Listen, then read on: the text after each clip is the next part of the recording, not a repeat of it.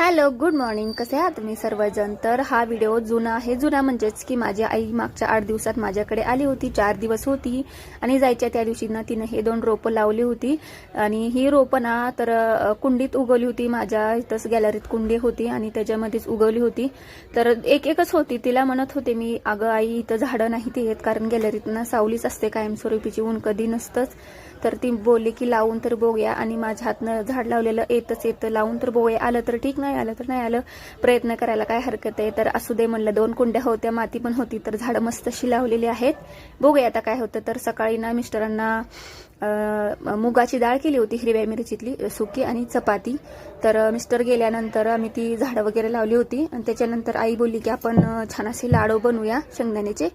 तर ना शेंगदाणे छान असे खरपूस भाजल्याने थंड होण्यासाठी ना ठेवले होते चाळणीत ओतून, आणि खोबरं सुद्धा तिने किसून ठेवलं होतं, जे की 8 दिवस मला भाजीसाठी लागतं. कधी कधी रस्सा भाजी वगैरे बनवायची असेल तेव्हा.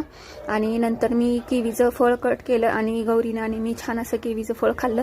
ती किवीचं फळ तिला आवडतं, पण ते बिया खाल्ल्या तर आंबट लागतं ना, म्हणून ती म्हणत होती की बिया काढूया. तर